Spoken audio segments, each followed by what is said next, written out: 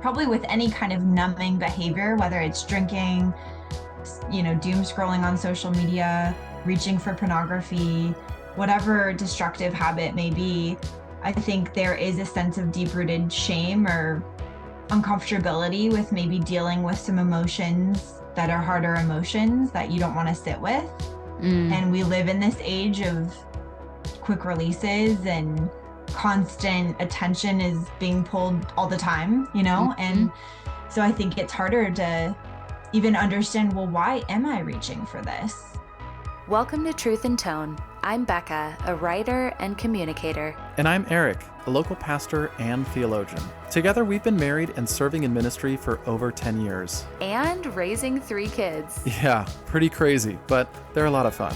On this podcast, we explore honest conversations that embrace the nuance of topics on marriage, ministry, culture, and Christianity. Because in today's world, it matters not just what we say, but how we say it. Thanks so much for joining us. Let's get started. Today's conversation features not only one of my best friends, but also a phenomenal researcher, Dr. Jessica Journaey. She is an associate professor and the chair of communication studies at Hope International University. And in addition to her commitment to teaching, she's a quantitative scholar who specializes in experimental design. Her primary line of research focuses on the effects of pornography use on individuals and relationships. Jess is all of these incredible things, but she's so much more, truly. She's one of the warmest people I've ever known who sincerely exudes kindness in every fiber of her being. She loves Jesus dearly and has dedicated much of the last several years to studying pornography, and specifically its effects on interpersonal relationships. The topic is one we all likely have thoughts about, but often don't have a space to engage in a robust and thoughtful conversation with someone from the academic realm on the matter. So I'm very excited for us to release this episode. Yeah, I loved being able to sit down with Jess. She's been a great friend of both of ours for, the past 11, 12 years that we've known her. I remember when I was going to propose to you, Jess was the person I called to be like, yo, help me nail this. I know, I love that. And our kids know her as Auntie Jess today. If you are currently listening to this episode right now and there are tiny ears around you, we would recommend listening to this episode at another time. So with that said, sit back, relax, and enjoy the conversation.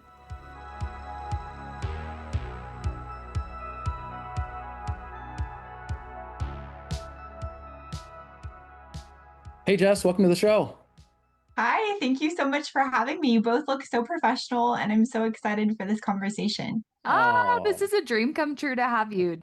Well, yeah, today we want to understand what pornography is forming in us, not only the behaviors, but also the stories beneath those behaviors.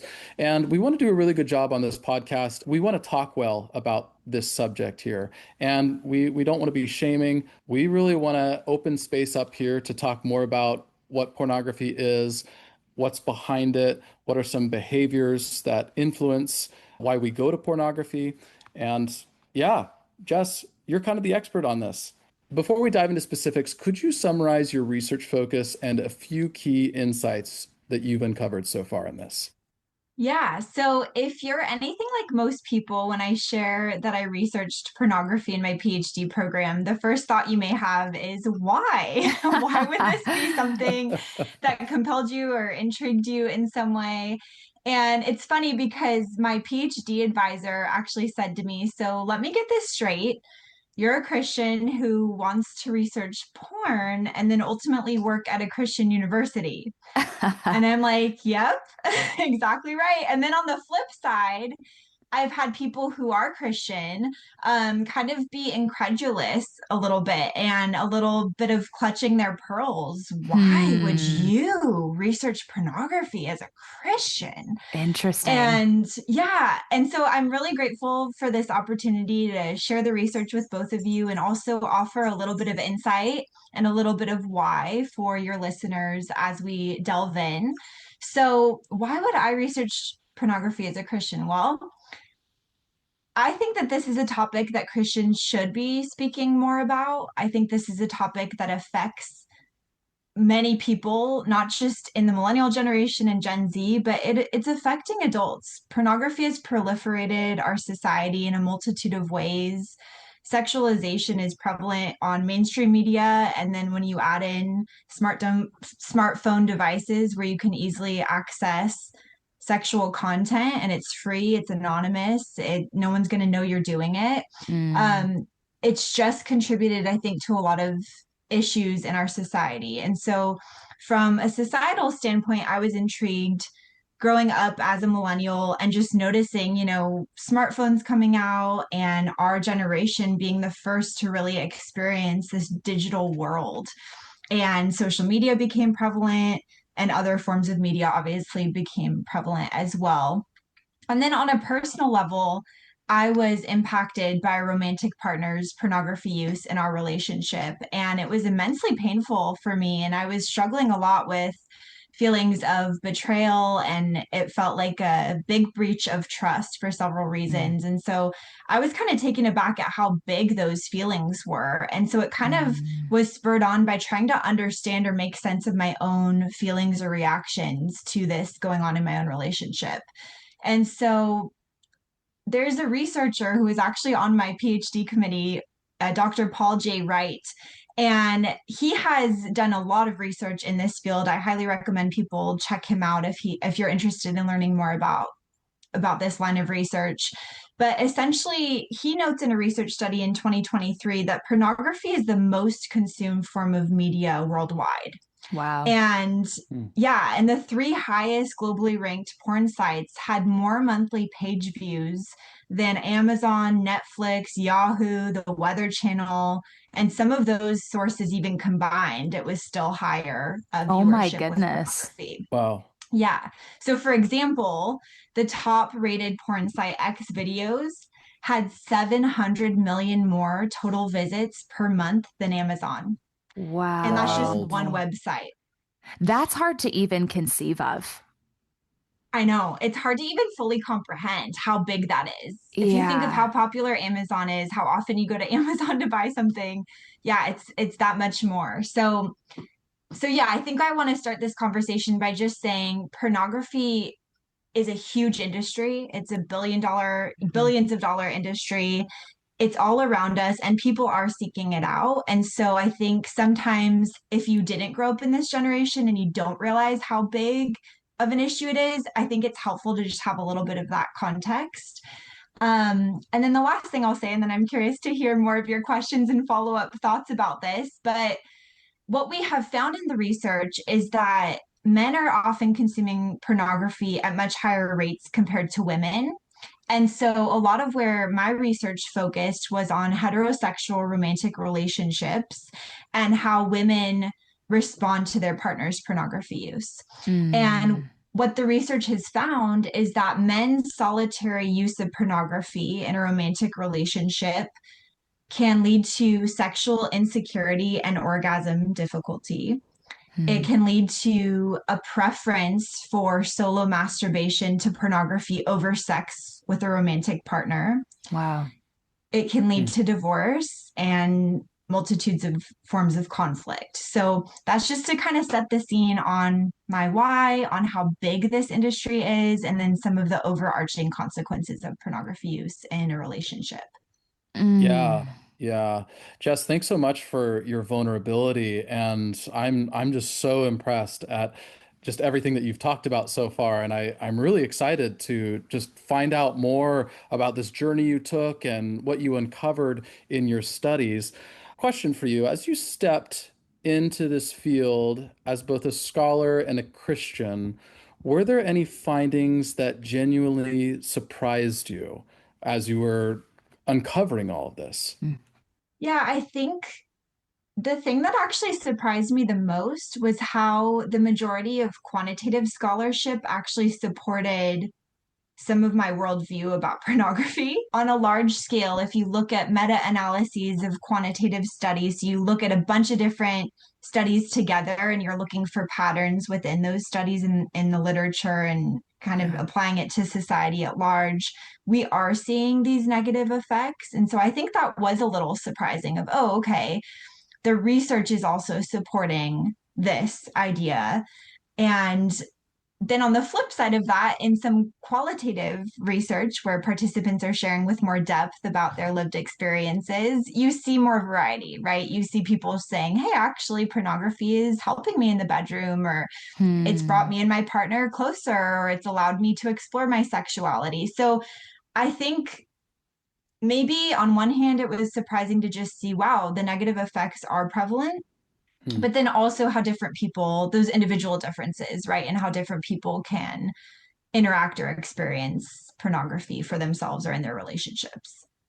Wow. Oh man, a question that's coming to mind just off of that is I'd be so curious to hear like how do you see your research speaking directly to the church right now? Because you mentioned that a lot of your findings actually supported kind of the Christian worldview that we bring into this. When we just hear the word pornography, a lot of the times we think of bad. And knowing that there's research that is not from a Christian perspective that does tend to align with that. I'm like, can you speak to it from that vantage point of how does it impact the church?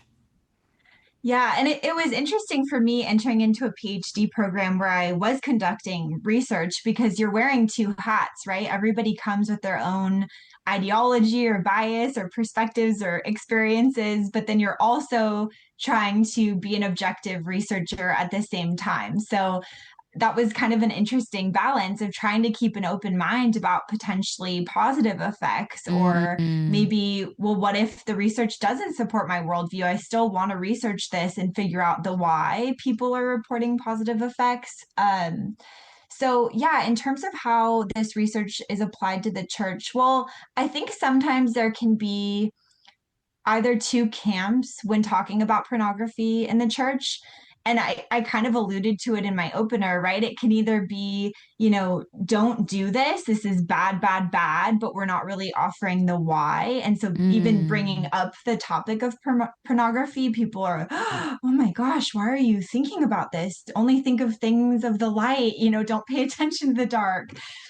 So then the second way that sometimes I hear it discussed in the church is kind of almost buying into the cultural attitude of pornography, which is, well, it's just a part of life. Men do it. This ooh, is just how it is. And it's yeah. not cheating, it's not infidelity. You're overreacting if you feel like it is a type of infidelity. And so yeah, it's a really interesting balance there because I feel like it's either extreme, and I'm hoping to offer a bit more of a nuanced perspective within church conversations about pornography. And also not wanting to shame, but like we said in the beginning, get to the bottom of why are people seeking this out? And Mm, it would be an error to think that Christians aren't looking at pornography, because yeah. Barna Oh Group yeah. actually did a study in 2023, and they found in their sample size, which I think about 2,000 people, 2,000 Christians, that over 50% of practicing Christians reported they watch pornography. What? Yeah. Insane. Over 50%? Hmm. Wow. Wild. That's See, wild. and even hearing you say that, part of me is not surprised, but another part of me is very surprised. But I think it goes back to the shame component. And I feel like what is going on is there's this moral incongruence of like when belief and behavior collide, where when I read scripture, like God says to flee from these things. And yet, why do I keep turning to it? And so I'd be curious to hear, like, what role does shame play in the gap between what somebody believes and what they do? Yeah, absolutely. And to your point, Becca, yeah, scripture tells us to flee from sin, but at the same time, Paul says, I do what I hate and I do what I don't want to do, right? And maybe Eric, you could give us more biblical context there, but You that, nailed it. that, that struggle between, yeah, your human desires and this spiritual journey that you're on. And everybody experiences that tension to some degree in a multitude of ways, right? And so, yeah, with pornography in particular, I think that idea of moral incongruence is the thing that can really amplify shame. So I know that I don't ideologically align with this content, yet I'm wanting to seek this out. And now I feel worse about the fact that I have watched this, or while Mm, I'm watching it, I feel bad about it. And so that can, I think, then it ties into not just how I view myself, but then how does God view what I'm doing? And what does that yeah. say about my faith? And then Ooh. that can maybe make you want to hide more, right? So someone who's struggling with pornography may think, well, Christians don't watch porn. God tells us to flee from sexual sin. So am I not a good Christian then? Well, I better not say Mhm. that at church. And then you Mm, have kind of this rampant issue, I think, in the church and just in Yeah. society. Yeah, so yeah. it can definitely magnify that. And I think that can even affect people's relationship with God and how they come to him about that struggle. And then Mhm. also it in a connection with somebody else to open up to, which is really, I think, what is most healing about any type of addiction is you need to, or habit that you want to break is you need good, healthy relationship and connection. And interestingly, that moral incongruence also can contribute to Christians kind of self identifying as addicted to pornography at much higher rates compared to other belief systems. Interesting. And Oh. there's still some discourse or debate in the literature about when is it really addiction versus when is it habitual versus like there's still kind of some discourse about that. But I would say, yeah, it's like a behavioral habit or it could potentially lead to an addiction, right? Where it's affecting your relationships or your life in some way. Let's talk a little bit more about that because I'm really interested in this whole difference between, oh, if it's an actual addiction or if it's habitual. Could you speak a little bit more about just that topic? I mean, even if you don't have, all the findings here right now, yeah, what do you think the difference is between what an actual addiction is versus kind of a habit? That's such a good question. And I would say my specialty isn't necessarily in addiction research. So somebody listening to this who is an expert may say, what? But That's okay. I guess just from my humble opinion, a habit is something that, yeah, has become kind of a mindless behavior or action that you do, but maybe you have a little bit more onus of control in ceasing that behavior or choosing. There's a little bit more room with that pause to choose how you want to respond. Hmm. Mm, Whereas I think with an addiction, that pause becomes much shorter and it's you're doing things that you really don't want to do and you don't feel you have a choice as much or your mhm, agency feels like it's removed, whether it's due to brain chemistry, like think of an alcoholic, or Hmm. um you know this type of media can rewire your brain to some degree and can be a similar thing to other dopamine hits right in the brain. So yeah, I think maybe addiction is I feel like I can't stop, even though I want yeah. Uh, to. And I feel like this is affecting my life in a meaningful way, whether that's I'm spending hours doing this and Mm, it's impacting me going to see people socially, or this is hurting somebody I'm in relationship with, but I keep doing it and I mhm, can't stop. And I know there will be consequences, but I just can't stop. I think that yeah. would be the biggest difference. Habit, mm, maybe you have a little more agency. hmm. Mhm, Addiction, Hmm. it maybe feels like you don't have that agency. Yeah, yeah. yeah. And it seems to be something that takes over your life in an extraordinarily negative way. I I am willing to bet basically that there is probably a lot of Christians out there who have a habit of returning to pornography, but they aren't necessarily addicted. Now, there could be a lot of people who are actually addicted, and we need to take that seriously. And I think pastors out here who are listening to this conversation need to seriously consider, well, what are the systems I am putting in place in my church to help people in both those habits and those addictions? Because I agree with you, Jess. There's a lot of different areas in our churches where we are just like, all right, we're going to have the porn talk, and we talk about porn, and then people come and confess, and you don't do anything about it. Like these people don't get Mm. into groups, they don't get into small groups, they don't get connected with other people to where they can talk and process these things. Did you, in your research, find anything that helps people break the cycle of secrecy for someone who feels trapped spiritually and relationally at all?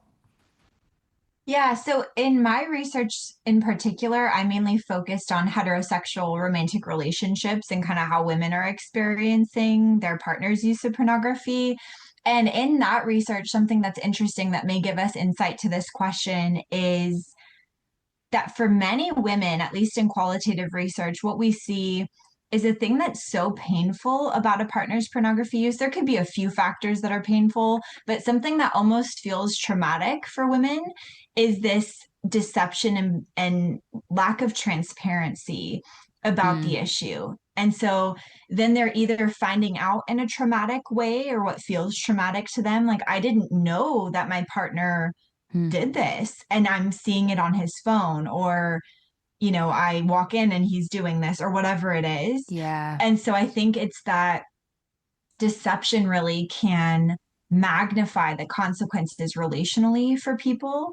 And again, some of that secrecy and shame, I think, is the reason why, right? But I think based on that and other books I've read related to sex addictions or things like that, I think the best path forward is honestly owning what's going on, being Mm. transparent, and and reaching out for help, and then trying to make meaningful changes.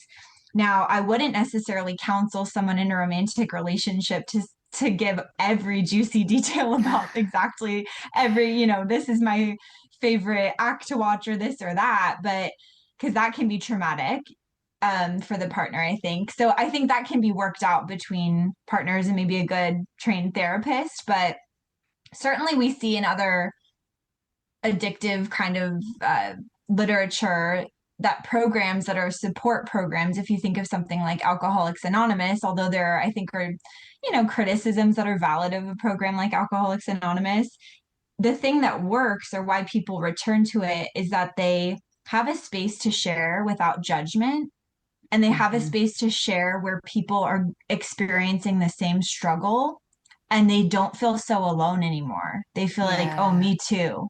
I don't feel crazy anymore. This is what I'm going through, what I'm experiencing. And then from that, you can form relationships or connections with people who are going through it and maybe are a few steps ahead of you and can help say, hey, well, this is what worked for me, or this is what helped, or let's go on a run together. Let's build these other habits together that can maybe fill some of that space or that need Yeah, that you have to release or get an outlet.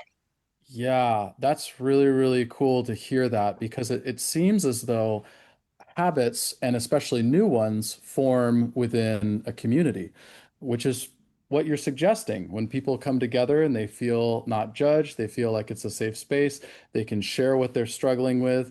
It lowers the walls, and people are able to be vulnerable, which enables connections and causes community. And I'm a big believer that that's truly how people grow and that's how people change. And ultimately, who they become is who they are connected to. So Yeah. if you're around a group of people who are struggling with a similar thing and are aimed towards the goal, which we hope that is Christ, then I think that shapes the type of disciple you're going to become. Yeah, and when Mhm. you think about it right now in our culture, we're in an epidemic of loneliness, and people are feeling more disconnected than they'd like to be on a mass scale. And technology is certainly one contributing factor that's leading to that. And so the antidote to loneliness is real empathy and connection. And I think with struggles or issues like sexual sin, pornography, addiction of any kind, I think there can be a slight air of judgment, especially if somebody hasn't struggle with that before themselves. And I know even looking back on my past relationship, it's like I was incensed. It's like, what? Like, we know that this is wrong. Why is this going on? And I wonder, how that may have magnified things at times too. So yeah, I think that non-judgmental, like, hey, let's move forward in a healthy way and let's grow into a better position, but not Mm-hmm. shaming, I think is really important. Yeah, well, and Jess, everything that you're saying right now, I feel like it's also just a call to be able to look backward and learn from where, as a culture, as a society, as a church, we have missed the mark when it comes to training young people about the research behind it and not just saying, hey, pornography is bad, don't ever do it, don't talk about it. And then the spiral of shame and secrecy continues, but instead to try to be able to recognize like I keep hearing different statistics of the earliest exposure of pornography is getting younger and younger. And you could probably share what that age range is. But what breaks my heart is you have young men and young women who are becoming addicted so easily because it's at the click of a button. And they get so deeply seated into this habit that becomes an addiction, but they're not even aware that it's necessarily become as bad as it is until years later. There's these devastating impacts. Like I saw a prominent Christian artist, and he was in an interview and was sharing about it wasn't until after getting married that him and his wife were being intimate, and she had to stop him and say, "Where did you learn that? Like, I don't feel comfortable with that." And he was crying in the interview because he had such remorse, and he was like, "I had no idea that because of my viewing habits from such a young age that was so hardwired in me that when I was seeking intimacy with my wife years later, that was going to come up."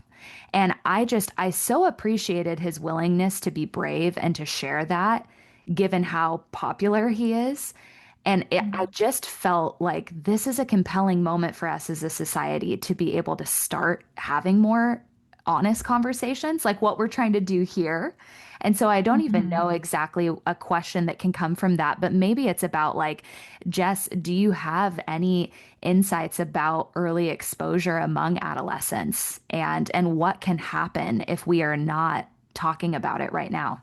Yeah, I think the most recent research I saw, it was average age of first exposure for men is 13, and then for women is 14. So around the age of puberty, but I've also seen it said younger as well, like 11 to 14-ish kind of range. So yeah, I mean, from a pretty young age. And I think it makes sense that as hormones are racing and people are starting to go through puberty, and maybe you're entering into high school or you're in junior high, I mean, that's a natural human desire and curiosity, I think, that you don't know what to do with necessarily if you're not getting healthy, good guidance from your parents, or the church isn't having open dialogue and it's not only shame based, it's like informed dialogue about sexuality and also about the nuance of pornography and how it's not naturalistic typically to what a loving, intimate relationship would look like.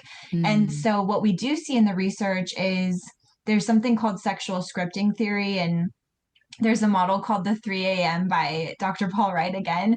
And it's basically this idea that depending on how strong those influences are and how many prongs of information I'm getting, my attitudes can be affected or impacted by whatever messaging I'm getting, right? So if I'm kind of only getting messaging from pornography because my parents aren't talking to me about it because they think it's taboo, and oh, it's better to just avoid the topic and not tempt them with this forbidden fruit by bringing it up, I think it's really important to have direct conversations.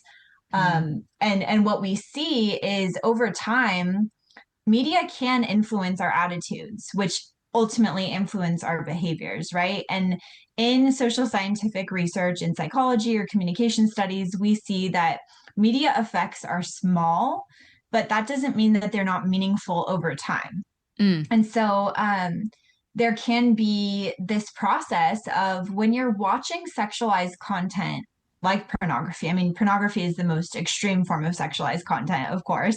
But even if you just see an image of a sexualized woman, for both men and women, it leads to objectifying that woman.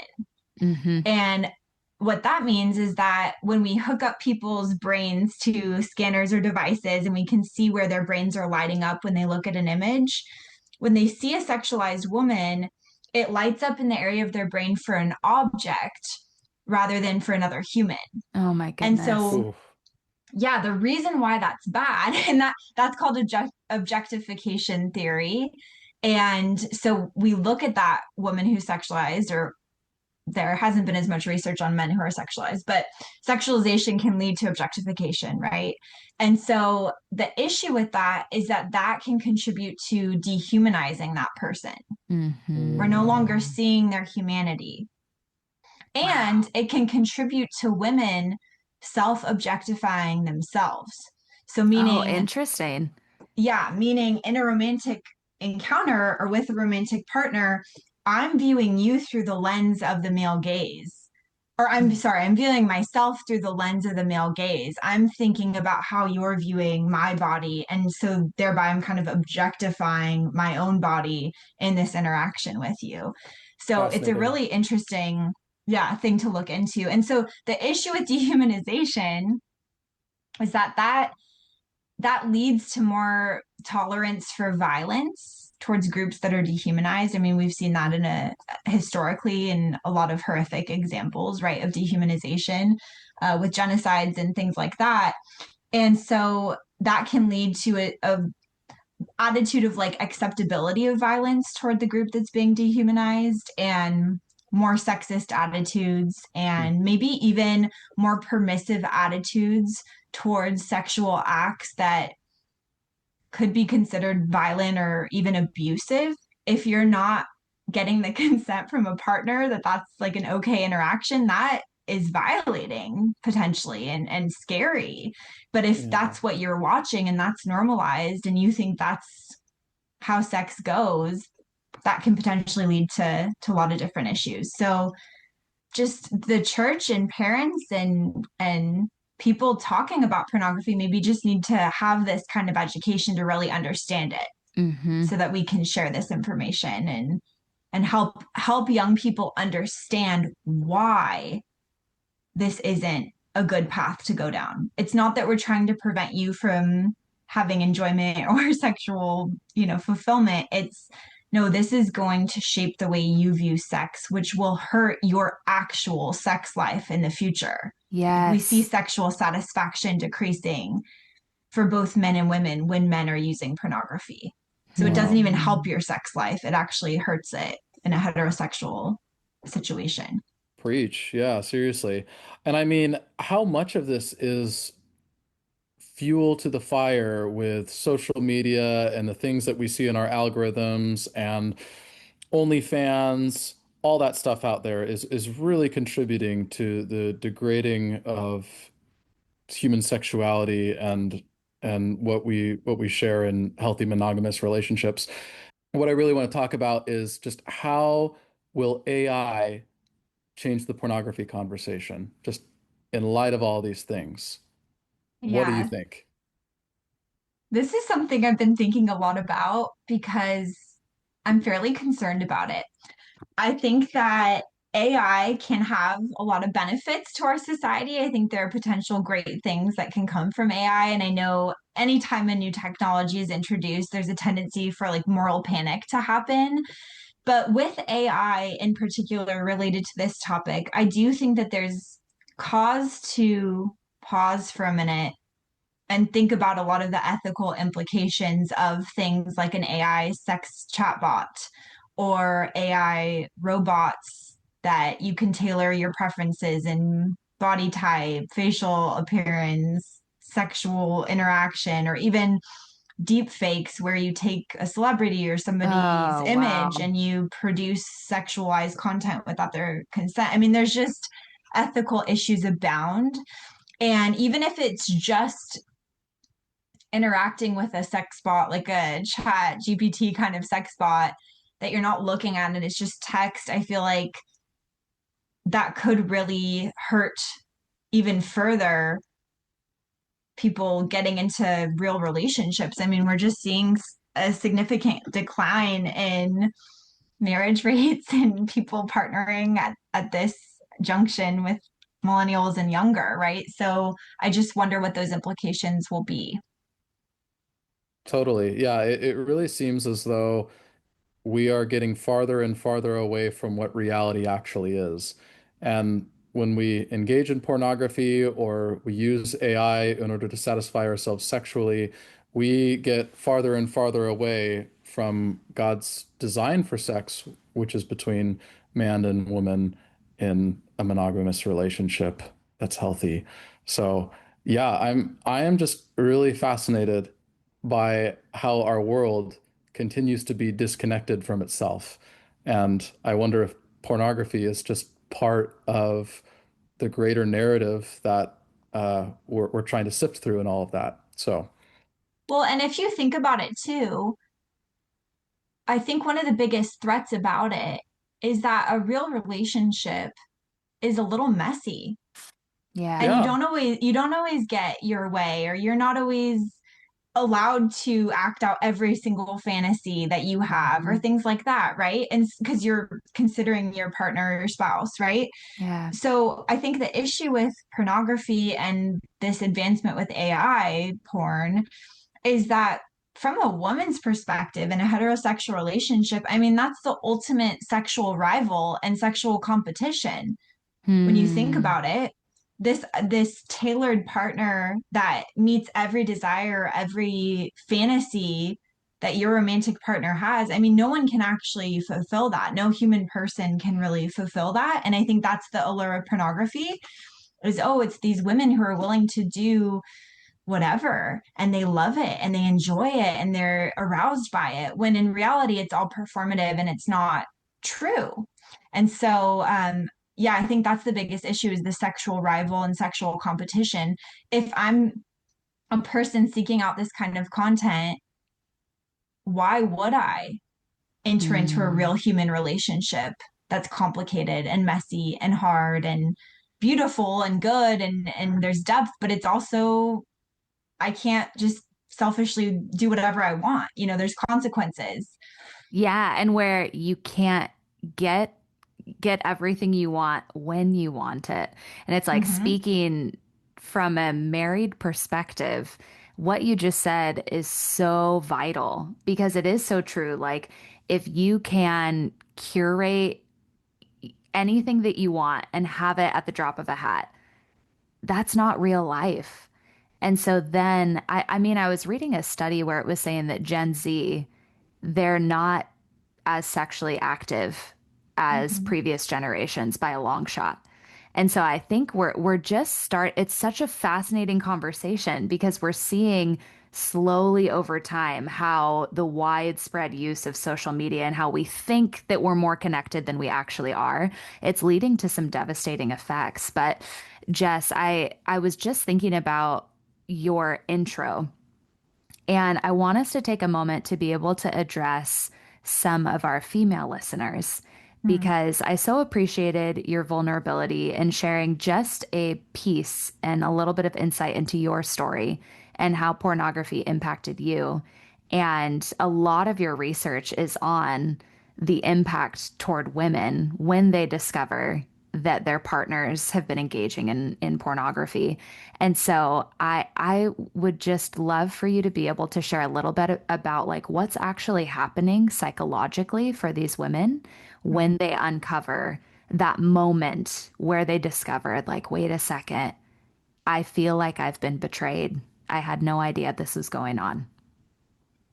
Yeah, women can experience a partner's pornography use as a form of infidelity. It's a form of cyber infidelity, which at times can be rated similarly to an emotional affair or even to in-person infidelity, depending on the type of cyber infidelity it is. Hmm. And so, yeah, women report feelings of that. And then also there's the potential to feel emotional jealousy and feel that sense of, well, this is a sexual competitor and it's endless, any body size, any body type, any look or appearance or act you can find online. And so, yeah, in my research, I had two main studies in my program where the first I looked at how women felt because this proliferation of OnlyFans has really rocked our culture. Yeah. And it's interesting when you look into it because one reason that OnlyFans was able to become as big as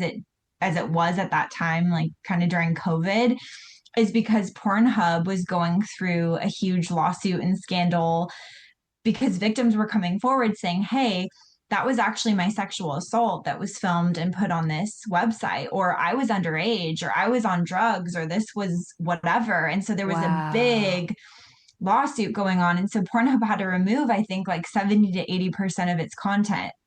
And so performers were saying, well, gosh, what do we do? They're removing all this content. Where do we go? And so with OnlyFans, they felt they had more agency to be in charge of what was posted. Or that was kind of the reasoning, I think. And so OnlyFans started up, and I was really curious by that or I was curious about that because some of my research had to do with this idea of parasocial relationships, which is the one-sided attachment we form with media figures. Hmm. So, for example, I love Taylor Swift. I have since I was young. I feel like she's my bestie, but she doesn't know me. And so that's what a parasocial relationship is. And I was thinking, well, hang on a second. There's been research about parasocial relationships, but what about if you find out your partner has a parasocial relationship with an OnlyFans person? Like, is that more threatening than just general pornography where maybe they don't know their name or they don't have the ability to interact or they don't feel this emotional Hmm. connection? And so I wanted to investigate that. And it was interesting because the research revealed that if women imagined their partner did feel an emotional connection to this OnlyFans star, meaning they had a crush, they wished they could be with her, they liked her, and they could interact with her, like comment and message. That was as almost as close to in-person infidelity in terms of rating. But the second highest condition was just the idea that they felt emotionally attracted to her. So really for Ugh. women, I think that emotional connection is really painful. It feels like, well, gosh, if you can get to know them, then that feels even more threatening and they become like a real rival potentially. Yeah. And we see in the research that men are preferring masturbating to porn over having sex with a partner. So it maybe really is a Wow. real rival. So that was one study. And then the other study I kind of examined and looked at what is most threatening to women in terms of the physical attractiveness of porn stars. So I examined facial attractiveness and body size, and both of these were experiments that I did. And so there were four experimental conditions, and the facial attractiveness really drove a lot of the results of feeling like worse about yourself or your relationship if you perceived yourself to be less attractive facially compared to the porn star. And I wonder if that's because it feels more personal to think about a porn star's face. And it Mm. feels like you're less able to change your face, where maybe it's easier to change your body size. I don't know. Um, Hmm. but yeah, those were kind of the two studies. There's more nuance to both of the studies, but I don't want to get too in the weeds. Um, but basically, I think taken together, both of those studies just show that women can perceive a partner's pornography use as real threat to the relationship, and it can hurt them. And these were imagined scenarios, so I wonder how much more magnified it would be. Jess, why do you think men in particular seek these things out? You had talked a little bit about how men were wanting to form an emotional bond with this person on OnlyFans or on the other side of the screen. Why do you think men go after these behaviors? Are they just pigs, or is there something deeper there? I mean, I think there's probably so many different factors, and I'm sure there's individual differences, right? But I think many men look at it as just a quick, easy sexual release. And you can find, I mean, if you think about it, if you're a young man, you have access to anything you want sexually. There At the tip is of a your porn fingers. video about it. Like anything you can imagine, I almost guarantee you there's a porn video about it. And And now so with AI, you can create it. you Like, can create it, right? Yeah. So I think some of it is just curiosity at first, maybe. Some of it could be even, I am 14 and I don't know how sex works, or my friend showed this to me, or people are talking about it at school. Like, I'm going to look it up. So maybe it starts innocently at first, but I think it can turn into something where now I can get anything I want with a click of a button. And again, going back to our conversation just a few minutes ago, I don't have to think about this woman's needs. I don't have to think about, is oh, she wow. satisfied? I don't have to think about my performance. I just have Mm, to think about my own pleasure. mm, And I think it transports them and serves as a form of escapism. And there's content that promotes that, where it's point of view pornography, where it's almost like you're envisioning almost that you're in this situation. So Mm, I don't know. I think there's so many factors why, right? Like it could be anxiety and it's a quick release. It could be depression. You don't feel hopeful about your idea of finding a valuable partner or somebody that you would like to partner with, or you've been rejected. And so maybe it feels like, well, I have this.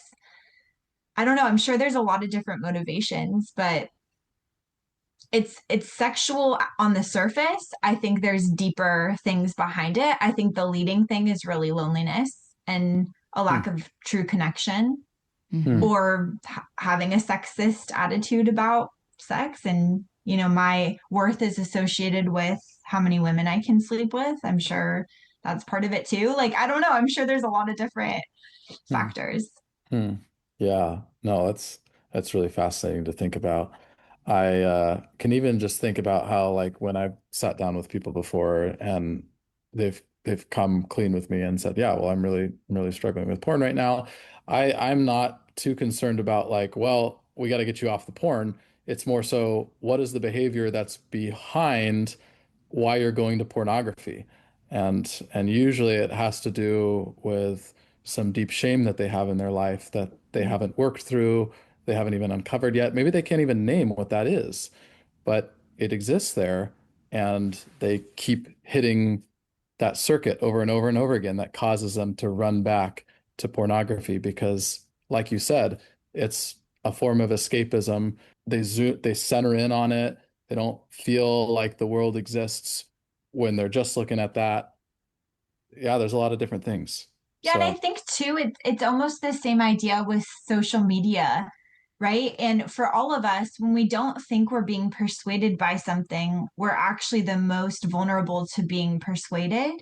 And Mm, mm, so I know for me, I there are times where I reach for social media on my phone and it's like, why am I even opening TikTok right now? Or why am I going on Instagram? It's mindless. It becomes this just, oh, I'm a little bored. Oh, I'm going to do this. And I think for some people, it's the same way with pornography, right? Like maybe I don't think it's that big of a deal, or I'm justifying it to myself, or I'm like, well, I'm not really experiencing a sex life outside of this. So every once in a while, it's okay, or whatever it is. And mhm. then before you know it, for some people or some users, it can become something where it's like, wow, like before I know it, porn's on my screen. And I don't Mhm. know why or how it even got there. It's just something now like I'm doing or I'm just reaching for. So I think, like you said, probably with any kind of numbing behavior, whether it's drinking, doom scrolling on social media, reaching for pornography, whatever destructive habit may be, I think there is a sense of deep rooted shame or uncomfortability with maybe dealing with some emotions that are harder emotions that you don't want to sit with. Mm, And we live in this age of quick releases, and constant attention is being pulled all the time. mhm. And so I think it's harder to even understand, well, why am I reaching for this? Mm. mm. Yeah, I'm Hmm. thinking about even just the role of discipleship and how so much of being a Christ follower is this notion of delayed gratification. I'm just so appreciative of your willingness to share this and bring it to the light, and even recognizing I've been in Christian spaces for most of my life. I don't think I've ever had as open of a conversation about pornography as we are having right now. And Yeah. I can even sense within my own self a little bit of maybe it's shame of like, I don't feel like it's okay to talk about this. Mm. What are people going to think when they listen to this? But I also know that that's how the enemy works. And it's like we just have to be aware of these things and be willing to start talking about it if we ever have hope that things can really change. Yeah, I totally agree. And I think understanding the nuance allows you to be of better support to people who are struggling with it and not just kind of categorizing them as like, oh, wow, they're weak because they have this sexual issue. It's like, no, this is a real thing that is going after people and hunting them. This industry is huge and it's everywhere. And so, no, you're not necessarily weak if you're struggling with pornography or if this is a temptation for you. It's probably filling a void that we need to give some attention to. And so, instead of pretending this isn't a problem or pretending, oh, I've got it handled, like let's give you the connection that you really need. And so I think having these kinds of conversations and being really honest about the why, and yeah, okay, there maybe are some short-term benefits to porn, but the long-term consequences will probably be painful. And so I think having that kind of conversation is just good critical thinking. Let's Mm-hmm. look at this truly as critical thinkers and see, okay, this is the allure Yeah. of it. This is why it can be shiny. This is why it can feel good in the moment. But ultimately, it's probably going to be painful for you down the road in a sexual relationship or for your own shame or what have you. So, yeah. Yeah.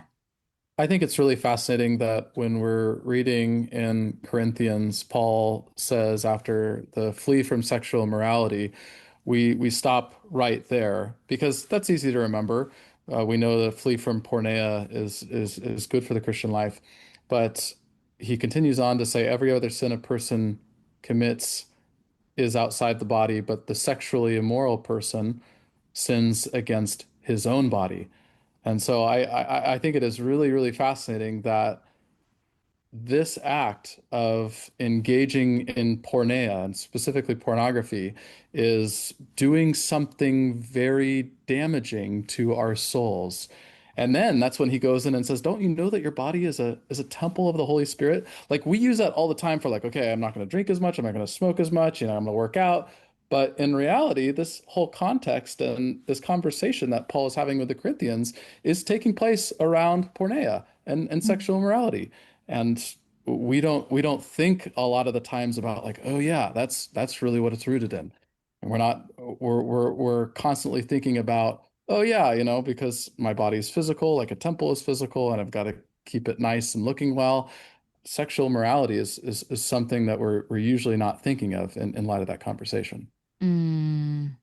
Yeah, I think that's a great connection to the Bible and paired with this idea in Romans 8 of there's now no condemnation in Christ Jesus. And so if Yeah. that is something that you have struggled with or you do struggle with currently, there is freedom and there is grace. Grace abounds, right? Mhm. With Yeah. this, with all sin, right? He's Yeah. gracious and we can go to him. But yeah, I think understanding why this is hurting you or maybe hurting your relationship is important to think about and just to consider for yourself. If this stirred something in you, maybe just sit with that and think about it and do your own research and look into it. And my best pitch I can give, I'm a college professor, and the best pitch I try to give is, hey, if you want to have a really good sex life one day, I would highly advise that you don't watch pornography. Mm.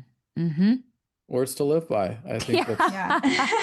Oh I my goodness. yeah, yeah. I think it's healthy for entering into marriage as well. When I've sat with a lot of people who are interested in getting married and we sit down to do marriage counseling together, I usually end up talking with a guy and saying, "Hey, are you currently struggling with this right now? Do you need any help?" And usually that's away from his future spouse.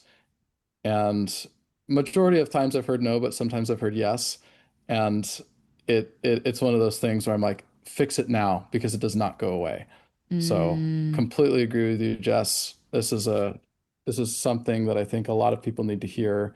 And I'm so glad that you're able to encourage a bunch of college students who are thinking about that and desiring those healthy relationships.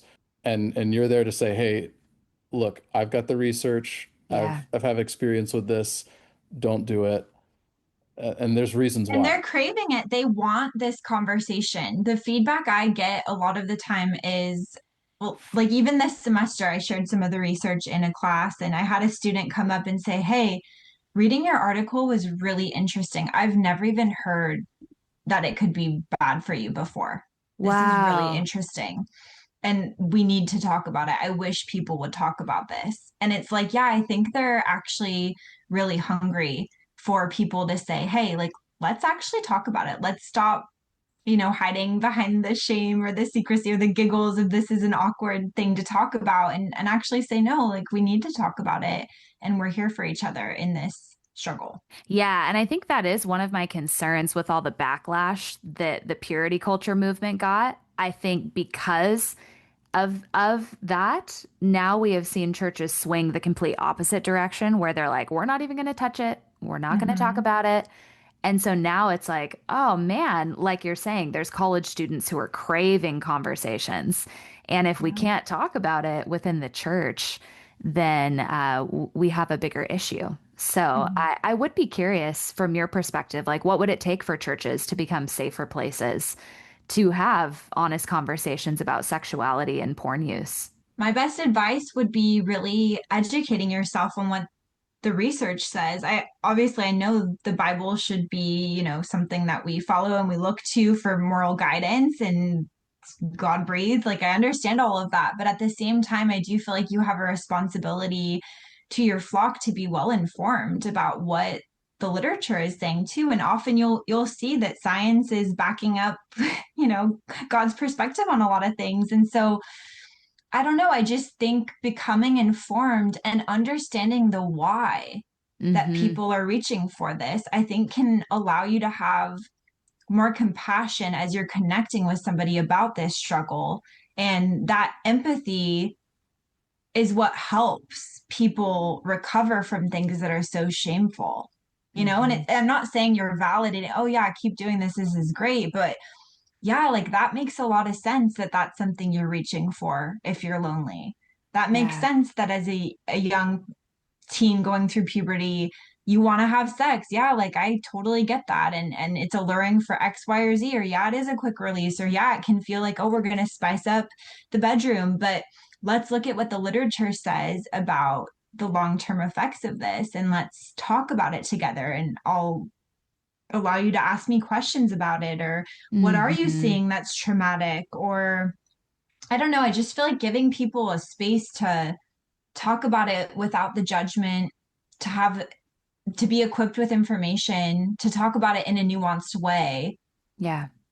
I think would be really freeing for a lot of people, because this is more than likely affecting a large portion of every congregation given the statistics, right? Yeah, you're reminding me when we were doing youth ministry, there was a high school girl, and she was really honest and shared that romantic books and smut books had really caught her attention, and she had gone down a dark hole.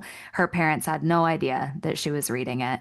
And she was so brave and was shaking and came to me and shared that. And we were able to talk through like the thing behind the thing for her was I I am worried that I am so dirty now that I'm too dirty for God to love. And it Hmm. was just this like beautiful moment of being able to sit with her and bring that before the Lord and recognize like what a what a cool opportunity to get to have conversations like that and correct those lies that are spiraling in our hearts. And I'm sure, Erik, you could probably give so many stories too of men um, and young men that are looking for that and are looking for an older man in the faith that can say, I've been there and I'm not judging you. I just want us to talk about it. Yeah, I know that was detrimental just for me and my growth. And I think what was really, really helpful for me is that I was part of a really great church community that was real, vulnerable, and honest. And they didn't stray away from the conversation. They didn't care if it was awkward. And we found a group of people that were just really open to having the conversation. It was also something that my parents could talk to me about. Sure, it was really, really difficult, but I received that conversation from both the home and my church community. I'm heartbroken now these days because I see a lot of youth pastors that don't talk about it at all because one, they're afraid to talk about it. They are just scared of being awkward and maybe not equipped to understand what it is. I've heard youth pastors even say, well, that's just something the parents should talk about. We didn't talk about it here. I'm like, absolutely not. This needs to be a place where kids can come and talk about their struggles to feel like they don't have any condemnation here about it. This might be the only safe space outside of their home to where they can healthily process these things. As I think about just sending our kids to youth ministry someday or encouraging them to be involved in a youth group, I know for me, I want to sit down with the youth pastor and say, so how do you tackle this? How do you talk about it? Because I think that's really going to be helpful for how our kids participate in said group. Yeah, and Yeah. if you also think about it from just a human development perspective, like a psychological human development perspective for Gen Z, and even for us, like you just shared, Erik, that may be like a first encounter with sexuality at all, Hmm. pornography or erotic literature, whatever, right? And so then if I feel that layer of shame now, or yeah, like you shared, Bekah, that example of, well, now I feel like, am I lovable? It's like, sister, you're in great company. Probably the majority of people Yeah. your age are struggling with that and just aren't brave enough to say that they are. And so, yeah, how do we kind of come in as mentors or people who are like, hey, that's actually like, that's probably kind of hard for you to see that, right? Like it probably Mm, was mixed feelings of, yeah, it feels kind of good or exciting, but also like, is that how sex really is? And what is normal mm, and what is, and I don't know how far the church's responsibility is to go into all the nuance of that. But I think with some of the content they're seeing, that is more violent, that is so normalized, then I wonder, I fear for young people who are maybe in a real encounter with a partner, and then they think that that's acceptable behavior. yeah. And maybe now then there's not only just this shame of sexual shame, but now there's this, was I just like harmed? Was I sexually assaulted? Like, I don't know. There's so many layers to all this. And I feel like it is important to talk about it openly so that we can protect our young people from a lot of pain. Mm, yes, absolutely. Yeah. So I feel like in coming to a close with this conversation, Dr. Jess, what do you hope people take away from your work that could reshape the way communities approach this topic? Because your work matters. It really does. And I'm so glad that we've been able to talk. My hope would be that people would recognize there's nuance here. It is a complex subject. It can cause serious harm to the user or to relationships. And so to not fall into either of those camps that I mentioned earlier of either, oh, we don't talk about this here. Like, how dare you even bring this up? Or, yeah, this is just normal. No worries. Everybody does this, and also just not avoiding the conversation, but actually confronting this head on. And I think this podcast is a great place to start. And I encourage people to, research on their own. Google Scholar can be your new best friend and educate yourself. Yeah. Yeah. Just just if this hit you in some way, touched your heart, or you feel convicted or you feel curious about this, either you're struggling with this, you're in a relationship with someone who's struggling with this, you're a parent trying to figure out how to navigate this conversation with your young kids, I think just know that you're not alone. We're in this together, and we can figure out a path forward if we're educated and equipped and we have our footing. Yeah.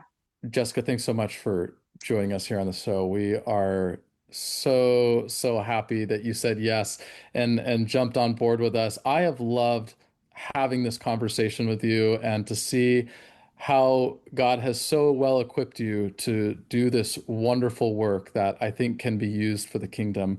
Even though you might find yourself not particularly studying this for confessional purposes, it is something that I think is very valuable in light of ministry. And I'm just grateful to know you as a friend. Thank you so much. Thank you both for the opportunity to share this research and to connect with you too. I had so much fun talking with you. And if any of your listeners are curious or want to reach out to me, they can feel free to find me on LinkedIn, and I'd be happy to answer any questions you have. Oh, that's so generous of you. We just adore you, Dr. Jess. And it's so fun to call you that, Dr. Jess. The feeling is mutual. I adore you guys. Thanks for joining us for today's conversation. The music you're listening to is Friends Don't Lie by the Alphabet Zero. Make sure to subscribe to the show so you don't miss what's ahead. And if today's conversation encouraged you, we'd be incredibly grateful if you'd leave a review. Until next time, keep walking faithfully.